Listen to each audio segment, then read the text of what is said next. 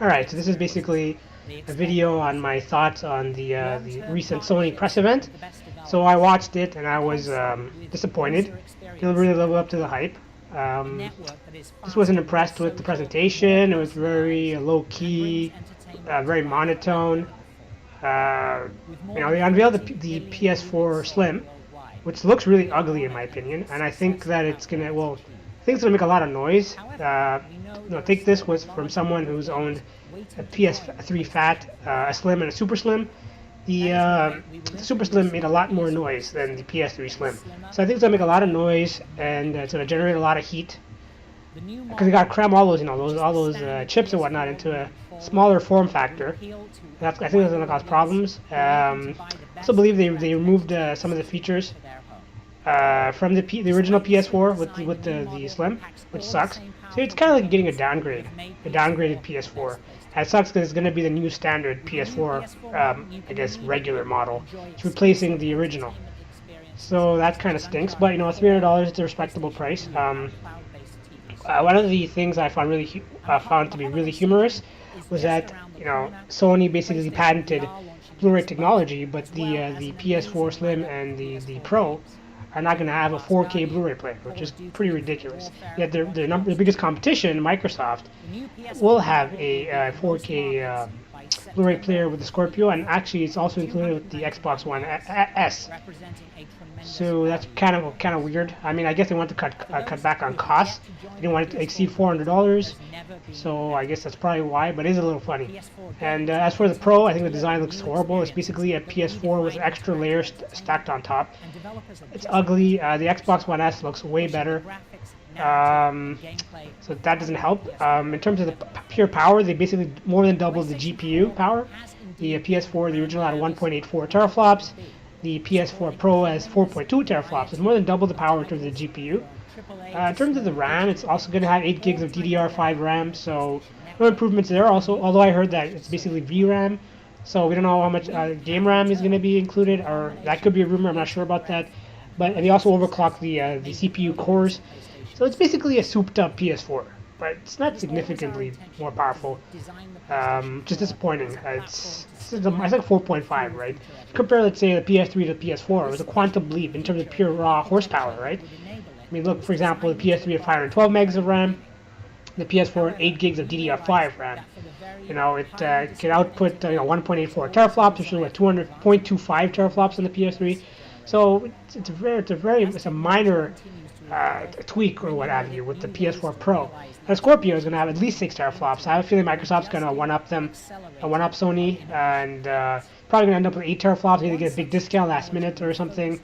I don't think that 6 teraflops is going to be the final amount because Microsoft is really desperate to win a console war. I mean, they got massacred against Sony with the PS2 versus the Xbox, and they got destroyed by the Wii, and the PS3 did eventually catch up and surpass them despite the 1-year head start.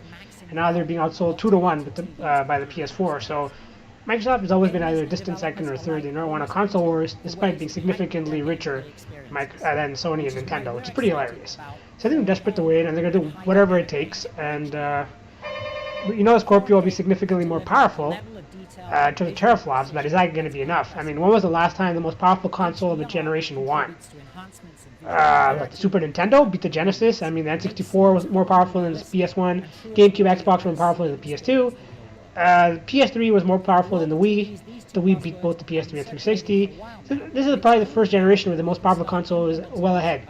No, the PS4 is more powerful than the Xbox One and the Wii U, but now the Scorpio coming out, it's going to be more powerful than the Pro. Now, there you go. It's going to be more or less the same. Same old, same old. It's not about power. It's about exclusives and value. So, I mean, getting back to the event, I was very disappointed with the event. Like I said, ugly-ass consoles. Pricing is reasonable. Power, not so much. And,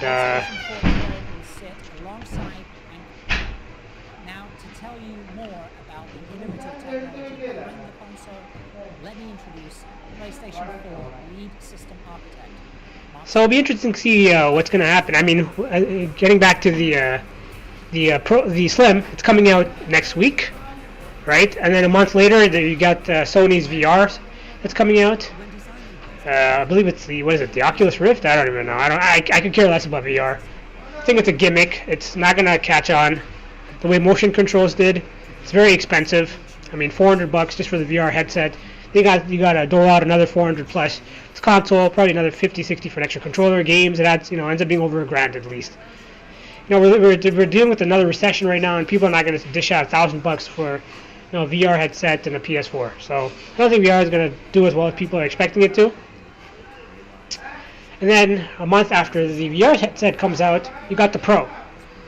Now the Pro will be $400, like I said. It's going to have 1 terabyte of hard drive space, which is double the 500 gigs that the PS4 had. So it's going to double the GPU power, basically double the hard drive space, and that's pretty much it. I mean, Sony also mentioned HDR support for the PS4 Pro and the original PS4, which is pretty neat. So if you have a PS4, all you got to do is just update. You have to deal with a firmware update, and you're going to have high dynamic range lighting, which is pretty sweet. So that's cool. And I don't know. Personally, I mean, we know more or less what to expect from the Scorpio. We know what to expect with the Pro, the headset, and the Slim. At the end of the day, it comes down to games. He with the best games wins, right? Personally, as a Nintendo fan, I'm really excited about what Nintendo has to offer. I really hope that they don't shoot themselves in the foot again, the way they did with the Wii U. Nintendo fans want Nintendo's next console to have great multi-plat support, right? You've got to get the third parties back on board. They haven't since the Super Nintendo days, so it's got to have power under the hood. Now there's all sorts of rumors. Some people saying it's going to have a Tegra X1. Some are saying it's going to have the X2. Other rumors saying it's going to be an AMD graphics card. I don't know. There's all sorts of rumors. The rumor mill is going crazy. I honestly don't know. I just hope that they unveil it really soon, because the console is set to come out in March of next year, and we really don't know anything other than the fact that it's coming out in March, and that it's probably going to be a hybrid console between a console and a handheld, or a console that you could take on the go, and if you want, you could plug it into your TV. I don't know. I mean, personally, I think it's probably going to be on par with the Xbox One, which is not the end of the world. But I would like them to have power on par with the PS4 Pro and the Scorpio, but that's not going to happen. Nintendo is a consumer-friendly company. Don't really care about graphics. They're all about the blue ocean, right? So I don't think I'm estimating about 1.2 teraflops. Xbox being on par with the Xbox One, which will be significantly more powerful than the Wii U. Probably about 3 times as powerful. And with Nintendo's.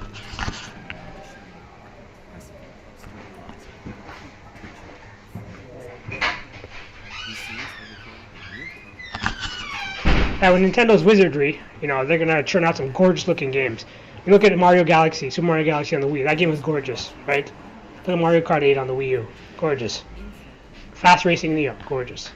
So, games that look about twice as good. It's more than enough for me. But what about, other gamers, the hardcore? Are they going to settle for Xbox One-like power in 2017?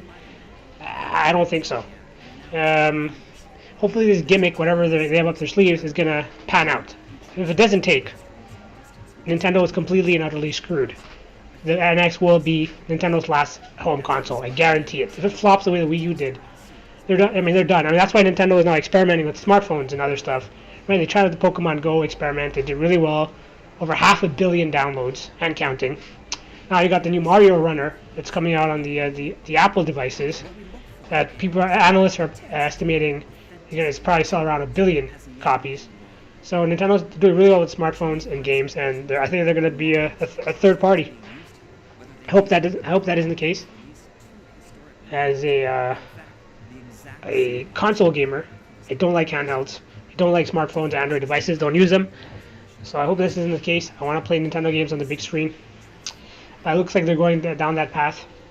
So I'm just looking forward to some legit NX details. The latest rumor is that they will have a Nintendo Direct in October. So that may be the case. So that's pretty much my thoughts on the event. Very disappointing. This is coming from someone who once owned a PS4. I got it 2 months after the launch launch day, so they're on the launch window, and I was just very disappointed in it. Graphically, it was very lacking in features, so I sold it. I have a 500 gig PS3 Super Slim with over 400 games. Probably gonna keep me busy for the next 2 or 3 years. So I have no intention of getting the Slim, no intention of getting the Pro. Scorpio, nope. I'm a trophy hunter, so I'm not gonna start from scratch the Microsoft console. That leaves the NX. If the NX, has decent power and great third-party support, like let's say Final Fantasy VII Remake, the FF7 Remake, the RE2 Remake, FF15, and if those 3 games will be arriving on the NX, I will get an NX. It's not a price thing. It's $500. A lot of things will be $500. It's $400. Let's say I will get it. But it's got to have those 3 games at least. I'm a hardcore Final Fantasy, a Resident Evil fan, old school Resident Evil fan. So, and obviously Mario Galaxy and Metroid and F-Zero. I'm done. I'm game. So that's pretty much it. Let me know what you guys think. Did you like the press conference or the press event? Are you excited for the Slim or the Pro? Are you planning? If you do already own a PS4, do you plan on upgrading? Maybe trading in your PS4 original for some store credit or something? Let me know. All right, peace.